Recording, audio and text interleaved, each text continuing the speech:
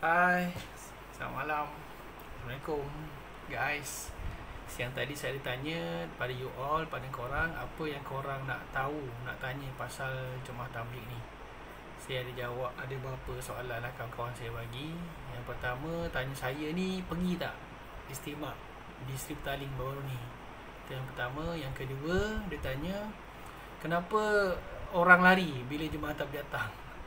Itu yang kedua. Yang ketiga, berkaitan kebersihan lah. Jemaah Tabligh macam mana dia jaga kebersihan bila mereka buat perhimpunan ataupun istimak lah. Jadi saya akan jawab soalan-soalan ni. Mungkin panjang, mungkin dalam bahasa yang mudah. Jawapan penuh saya letakkan dalam video. You all boleh klik link di bawah. You all baca. Alright, yang pertama soalan. Saya ni pergi tak perhimpunan istimak di Sri Petaling baru-baru ni pada 28 Februari hingga 3 Mac. Sebenarnya saya tak hadir pun istimak di Sri Petaling. Kenapa saya tak hadir? Sebenarnya bermula Februari tahun 2017 saya tidak jejakkan lagi di Masjid Sri Petaling. Ada beberapa sebab. Yang pertama, ceritanya panjang, saya cuba pendekkan lah, dan saya tak nak buka cerita ni pada orang-orang yang tidak tahulah kenapa usaha tabligh ni berpecah. Tapi bermulanya apabila usaha Jemaah Tabligh ni yang berpusat di Nizamuddin, India, New Delhi. Ada satu orang ustaz lah, kalau di sana dia panggil Maulana, yang bernama Maulana Sa'ad Al-Kandahlawi. Dia ingin menjadi ketua bagi Jemaah Tabligh sekarang ini. Sebabnya dia kata usaha tabligh ini diasaskan oleh atuk moyang dia, iaitu Maulana Ilyas rahmatullahi alaihi. Usaha ni diasaskan oleh moyang dia, iaitu Maulana Ilyas rahmatullahi alaihi. Kemudian moyangnya meninggal dunia, usaha ni diteruskan, disambung oleh atuknya, iaitu Maulana Yusuf rahmatullahi alaihi. Tetapi apabila Maulana Yusuf meninggal dunia, usaha ni tidak diturunkan kepada ayah Maulana Sa'ad ataupun anak kepada Maulana Yusuf rahmatullahi alaihi. Sebab apa? Saya pun tak tahu. Tapi melalui mesyuarat pada ketika itu, yang menjadi ketua Jemaah Tabligh ni adalah pakciknya, iaitu Maulana Inamul Hasan. Jadi bila Maulana Inamul Hasan menjadi ketua ataupun amir bagi Jemaah Tabligh, apabila dia uzur, telah dilakukan satu mesyuarat besar.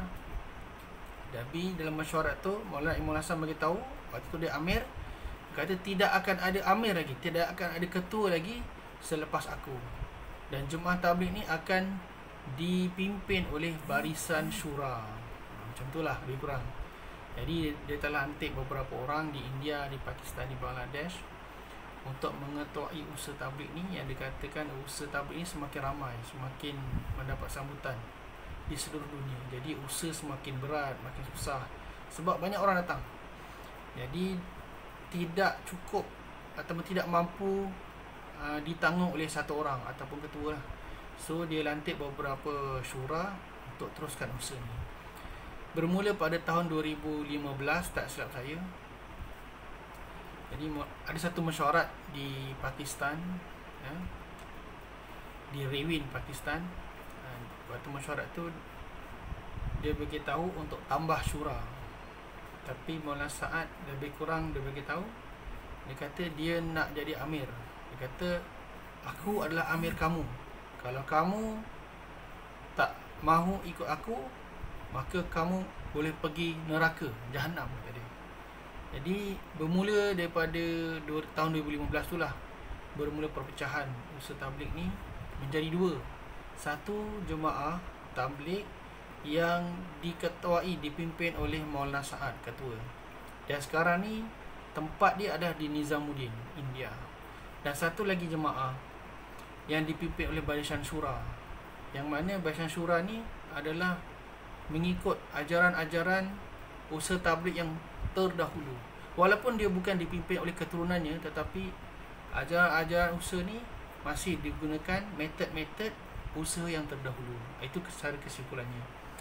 Okay. Kemudian beberapa tahun kemudian di India ni dipanggil satu ulama Dioban dipanggil. Kalau di Malaysia ni mufti lah, barisan mufti. Tapi di India ni negara bukan Islam. Dia tidak ada seperti di Malaysia, ada jabatan agama, ada mufti, tak ada. Di sana ada barisan ulama Dioban. Ulama Dioban ni bukan orang yang biasa-biasa. Mereka ada orang alim, da'i-da'i. Dan dia telah mengeluarkan fatwa mengatakan bahawa ucapan-ucapan, pengajaran dan ajaran-ajaran yang dibawa oleh Maulana Sa'ad Al-Kandhlawi adalah ajaran baru dan menyimpang daripada Ahlul Sunnah wal Jamaah. Jadi usaha ni telah berpecah lah.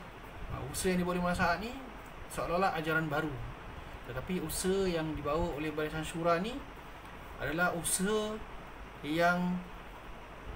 yang mengikut cara terdahulu yang dibawa oleh moyangnya. Itu lebih kurang. Jadi okey, tak kisahlah di India dah difatwakan begitu. Tetapi di Malaysia kenapa tak difatwakan? Okey, di Malaysia ni terpulang kepada mufti Malaysia lah kena buat keputusan. Sebab ulama Dioban ni hanya tanggungjawabnya hanya di India saja. Sebabkan usaha ni di India. Tetapi yang herannya pada tahun 2017 bulan Februari, Jemaah Tabligh Malaysia yang berpusat di Seri Petaling telah mengeluarkan satu surat, dan Jemaah Seri Petaling ni bagi tahu dia telah mengiktiraf, telah menerima keputusan bahawa Maulana Sa'ad Al-Kandhlawi yang di India sana sebagai ketua usaha tabligh, termasuk juga di Malaysia. Hanya negara Malaysia saja yang ikut Maulana Sa'ad. Negara-negara lain tidak ikut. Kalau ikut pun hanya segelintir saja, tidak majoriti. Tetapi di Malaysia ni majoriti ikut Maulana Sa'ad. Jadi saya mengambil fikiran waras saya, dan saya masih waras, dan saya telah buat keputusan sendiri. Saya tidak ikut-ikut siapa. Dan saya rasa kalau saya ikut Jemaah Seri Petaling, kemudian saya ikut Maulana Sa'ad yang di India tu, pada hati saya, anggapan saya salah. Jadi saya buat keputusan saya tidak bersama dengan mereka. Jadi saya teruskan usaha bersama dengan orang-orang yang buat usaha seperti dahulu. Okey, itu ditanya kenapa saya tak datang ke Seri Petaling. Saya rasa saya dah jawab. Ajaran-ajaran baru yang dibawa oleh Maulana Sa'ad dibawa juga ke Malaysia melalui Jemaah Tabligh di Seri Petaling. Okey, apa yang saya rasa ajaran baru? Okey, saya nak tunjukkan kepada anda video klip ini. Alhamdulillah, syukur kita pada Allah SWT. Jadi apa yang berlaku semua ni hikmah daripada Allah SWT. Untuk orang beriman dia panggil ujian, ikhtibar. Untuk orang tak beriman dengan Allah itu bala, musibah bagi mereka. Jadi orang beriman dia kena sabar. Okey, nampak ajaran dia ni baru, ucapan baru daripada Maulana Mansur di Seri Petaling. Dulu dia ustaz saja, sekarang dinaikkan pangkat menjadi mudir madrasah Seri Petaling. Dan dia bagi tahu umat, orang yang beriman, orang Islam lah, orang yang beriman bila terkena wabak ni dipanggil ujian. Tetapi untuk orang-orang tidak beriman, orang tidak beriman ni siapa? Orang yang tidak beriman ni adalah orang bukan Islam lah yang kita nampak. Yang kedua, orang yang nampaknya Islam tapi dia tidak beriman. Dia tak beriman lah. Dia bagi tahu itu adalah bala kepada orang-orang yang tidak beriman. Tapi ajaran saya dulu waktu saya buat usaha tabligh ni, kita tak dibenarkan bercakap begitu. Kita tak boleh. Saya dulu buat usaha agama tabligh ni, saya tak cakap ni, saya tak berani. Sebab kami diajar ketika dulu, apa-apa musibah yang datang ni semuanya adalah salah saya. Semuanya salah saya. Bukan salah orang lain, bukan salah orang Islam lain, bukan salah orang tak beriman, orang bukan Islam, bukan. Semuanya adalah salah saya. Apa yang terjadi kat dunia ni adalah semua kesilapan saya. Jadi bila saya cakap begini, maka saya akan lihat diri saya lah untuk saya perbaiki diri. Tapi apabila saya cakap seperti Maulana Mansur cakap tadi, seolah macam kita ni maksum, kita ni baik, kita ni tidak ada kesilapan. Yang salah semua orang lain. Orang bukan Islam salah, orang tak beriman salah, orang yang tak sembahyang salah. Orang yang tak solat ni salah siapa? Dulu saya diajar orang yang tak solat ni bukan salah sebab dia tak solat. Orang yang tak solat tu adalah sebab salah saya. Saya tak jumpa mereka, saya tak ajak mereka kepada solat. Ini ajaran dulu. Ajaran sekarang ni apa beza? Seolah-olah macam diri saya, dia je betul, orang lain salah. Diri dia je betul, orang lain salah. Jadi saya rasa betul lah, ini satu ajaran baru dan saya tak boleh ikut jemaah tabligh yang dibawa oleh Seri Petaling, yang ajaran terkini lah. Itu saya punya sebab apa saya tidak ikut, saya tidak hadir istimak di Seri Petaling. Okay, soalan yang kedua, kenapa bila ramai orang lari bila jemaah tabligh datang? Ni sama saja. Orang jemaah tabligh yang dulu pun sama, jemaah tabligh sekarang pun sama. Tapi ajaran saya dulu waktu kami dah jumpa manusia, cakap kebesaran Allah, ajak mereka kebaikan. Apabila mereka lari, kami tak cakap jahatnya dia lari. Bukan. Jahatnya dia, kenapa dia tak suka? Ini orang tak suka agama ni. Bukan. Ini ajaran yang diajar dulu bukan macam ni. Tetapi yang sekarang saya tak tahu. Dulu bila kami jumpa manusia, jumpa kawan-kawan kita di tepi-tepi jalan, di rumah, bila dia lari dari pintu, bila dia tak nak jumpa kita, dia lari.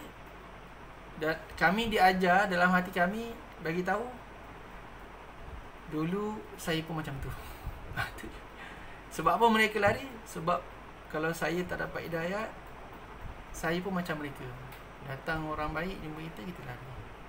Jadi kita tak salahkan dia lari, kita salahkan diri kita sebab kita pun macam tu. Jadi untuk mewujudkan budaya ni orang tak lari, maka orang jumpa kita dulu, kita tak lari. InsyaAllah bila kita jumpa orang tak lari. Itu jawapan saya. Okey, soalan yang ketiga, dia tanya kenapa, macam mana orang tabligh jaga kebersihan bila buat perhimpunan. Okey, orang tabligh ni sebenarnya dia, anggapan baik saya lah, sangkaan baik saya, orang tabligh ni semuanya pembersih baik, tidak ada yang tidak bersih. Tetapi bila ada perhimpunan yang ramai, kemudahan seperti tandas, bilik air tidak mencukupi kerana kehadiran orang yang datang ke istimak perhimpunan ni terlampau ramai, 10,000, 20,000. Sama juga seperti kalau kita mengerjakan haji, kita tengok padang Arafah tu terlampau ramai. Memang ada disediakan tandas, disediakan bilik air, tapi tak cukup. Macam itulah keadaannya bila jemaah tabligh datang istimak.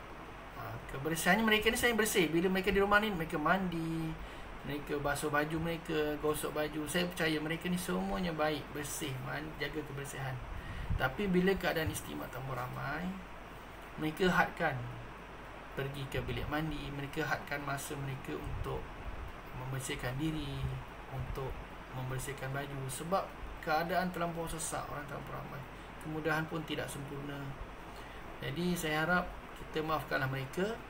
Mereka ni masih bersih. Cuma bila keadaan COVID-19 ni, isu COVID-19 ni, bila ditanya macam mana keadaannya di sini, memang saya percaya 100% memang akan ada kontak, ada sentuhan di antara satu sama lain. Sebab terlampau padat. Orang tak tidur berimpit-impit. Kadang-kadang bila duduk dalam majlis istimai, majlis beramai-ramai, mereka akan duduk rapat-rapat. Memang akan ada kontak. Jadi tak mustahil kalau KKM kata, Kementerian Kesihatan kata, kemungkinan statistik orang yang hadir ke istimak ni semakin tinggi positif COVID-19. Saya percayalah, memang betul lah. InsyaAllah akan ada sebab memang berlaku kontak, sentuhan di antara satu sama lain. Jadi saya tak kata mereka ni pengotor, tapi mereka pembersih. Cuma bila keadaan di istimak tu dalam keadaan yang sesak, sempit, begitulah keadaannya. Mungkin kita tengok nampak macam pengotor, tapi sebenarnya mereka ni bukan pengotor, mereka ni pembersih. Cuma waktu keadaan tu terlampau ramai, sesak, mungkin kebersihan tu tidak seperti yang kita jangka lah. Itu jawapan saya lah. Mudah-mudahan dapat memberi kefahaman pada korang semua. Okay, satu soalan lagi ada orang tanya, macam mana kita nak tahu orang ni pergi istimak ke tak? Okay, pertama kita kena tahu niat orang tang istimak ni macam mana. Okay, saya bagi gambaran. Ada satu orang pergi istimak ni, dia nak dengar program, dia nak duduk program, dia nak dengar ceramah-ceramah. Itu satu. Ada satu orang lain, dia datang istimak ni ke Sri Petaling, bukan dia nak dengar program, tapi dia nak berniaga. Dia nak jual air, dia nak jual makanan, dia nak berniaga. Dia tak duduk program pun. Itu yang kedua. Ketiga, ada satu orang ni datang istimak Sri Petaling ni, dia tak duduk program, dia tidak berniaga, tapi dia jumpa kawan-kawan lama dia. Dia datang tak duduk program, tapi dia jumpa kawan-kawan dia lepak kat tepi masjid. Dia duduk dekat kedai-kedai, warung-warung, jumpa. Mungkin kawan ni tadi pergi duduk program, bila habis program dia akan berjumpa di mana-mana kedai ataupun pasar. So dia akan berjumpa lah kawan-kawan lama dia. Itu yang ketiga. Yang keempat, ada juga orang datang ke istimak ni bukan buat benda baik, tapi dia buat benda jahat. Dia mencuri. Ada juga mencuri telefon, mencuri duit, kasut dan sebagainya, pecah kereta. Sebab dia tahu ramai orang datang, kan? Dan sekarang ni pun orang tabligh ni pun bukan orang yang susah-susah, semuanya orang yang senang-senang, kan, bukan kaya. Jadi dia nampak peluang. Okay, jadi macam kita nak tahu, ada orang dari segi raut wajah dia boleh tahu ni orang tabligh ni, mesti dia pergi Sri Petaling. Macam you all lah, korang tengok saya ada janggut sikit, ingat saya pergi Sri Petaling kan. Saya tak pergi, tapi kita tanya dia kan. Kita tanya dia, tahu tak 28 itu ada istimak di Sri Petaling, kau tahu tak? Tanya je. Jangan tanya dia pergi ke tak, tanya je. Kalau dia tahu, maksudnya kemungkinan dia pergi. Tapi kalau kata tak tahulah, tak tahu, confirm dia tak pergi pun istimak. Okey, kita dah tahu dah satu petanda. Kemudian kita tanya dia lagi, dekat itu hari waktu istimak tu siapa yang bayan lah, siapa yang bagi ceramah? Kita tanya dia. Kalau dia kata dia tak tahu, kemungkinan dia hanya tahu saja tarikh tu, tapi dia tak pergi. Tapi kalau dia kata tahu, Maulana ni lah, Syamil lah, Bayi Farouk, dia tanya, ni Maulana ni datang lah, kemungkinan dia hadir ke istimak. Ataupun kita tanya dia, dekat istimak itu dia ada jual apa? Tanya dia, ada barang best tak? Kadang-kadang kat istimak ni ada barang-barang yang kita tak pernah tengok. Contohnya macam kemah, kelambu tidur, pelik-pelik. Tapi dekat istimak ada jual. Sebab yang jual tu kadang-kadang bukan orang Malaysia, orang Thailand bawa. Kalau orang ni dia tak duduk program, tapi dia duduk dekat pasar-pasar, dia tahu ada jual-jual ni. Kemungkinan orang-orang yang begini, kalau kita tanya dan jawapannya positif ataupun dia ada jawapan, insya-Allah kemungkinan dia datang ke istimak di Sri Petaling pada 28 Februari hingga 3 Mac. Walaupun dia tak duduk program, tapi dia hadir. Dia ada kontak dengan orang-orang yang positif COVID-19 ni lah. Tetapi ada satu orang yang kita susah nak cari. Dia tak pergi istimak, tapi dia ada kontak dengan orang-orang yang hadir ke istimak. Contohnya, orang-orang yang hadir istimak ni, dia datang ke masjid, ke surau, dia sembahyang sama kita. Di situ ada kontak. Kita tak tahu dia kontak dengan siapa, dia jumpa siapa, kita tak tahu. Yang itu memang amat-amat sukar untuk kita ketahui kena pasti. Itulah yang dirisaukan oleh Kementerian Kesihatan Malaysia, KKM. Dia risau sangat yang kontak yang kedua. Dia tak ada jawapan, dia tak boleh cari, dia tak boleh trace.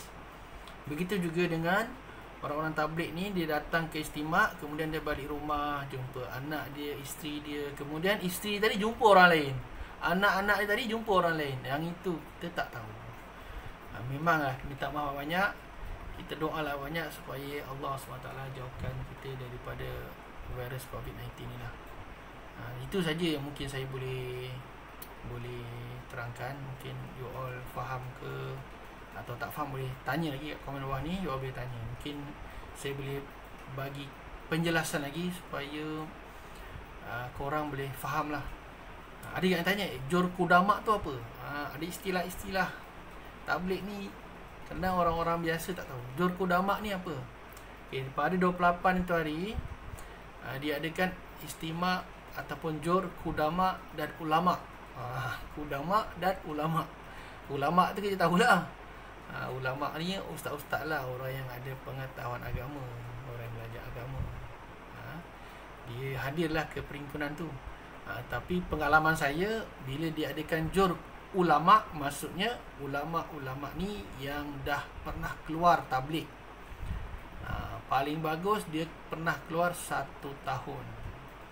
Dia keluar 4 bulan di India, 4 bulan di Pakistan, 4 bulan di Bangladesh. Itu setahun. Itu ulama lah tu. Ulama karkun lah orang kata. Karkun ni apa pula? Karkun ni maksudnya orang-orang yang join tabligh tu lah. Kita panggil karkun lah. Itu maksudnya. Tapi kalau bahasa Hindi, Urdu, dia kata karkun ni saya pekerja. Kalau dia faham lagi, karkun ni saya pekerja agama. Itulah maksud dia. Tapi orang tabligh ni kita panggil karkun. Karkun tu orang lah. Kemudian kudamak. Kudamak ni apa? Kudamak ni adalah orang-orang lama, orang-orang yang berpengalaman. Karkun-karkun yang pernah keluar sekurang-kurangnya minimum 4 bulan. 4 bulan ni maksudnya dia keluar 40 hari di India, 40 hari di Pakistan, 40 hari di Bangladesh. Ni usaha yang dulu. Usaha yang sekarang ni 4 bulan dia dah lain. Saya dengar 1 bulan di India, 3 bulan di Malaysia saja. Tak sama. Sebab tu saya cakap tabligh yang dulu dengan tabligh yang sekarang ni di Malaysia ni tak sama.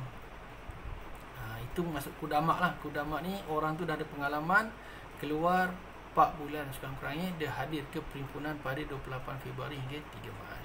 Orang yang tak pernah keluar tu macam mana? Boleh datang ke? Sebenarnya betul. Di sekretariat tu dia tak pernah halang pun. Orang nak datang, dia duduk je lah. Tapi memang susah nak faham lah. Sebab dia punya makam dia tinggi. Dia cerita pasal akhirat, cerita pasal alam-alam yang tak nampak. Jadi orang-orang yang tak pernah keluar 4 bulan, dia baru je keluar 1 hari, 2 hari, 3 hari, mungkin dia agak susah untuk terima lah ucapan-ucapan yang diterangkan dalam program istimak tu. Sebab tu dia anjurkan orang-orang lama saja. Sebab dia punya, orang kata dia punya ucapan tu kalau kita dengar susah nak terima lah. Contohnya saya cakap, orang tuan-tuan buat kerja agama ni bila nak berhenti mati je. Maksudnya bila kita hidup kat dunia ni, usaha agama kita tak boleh berhenti. Kita kena terus je. Bila nak berhenti, mati je kita berhenti. Tu maksudnya. Tapi kalau orang yang tak pernah keluar 4 bulan, dia terkejut lah, tak boleh terima. Betul kan, takkan mati lah. Itulah. Sebab tu dia panggil jor kudamak.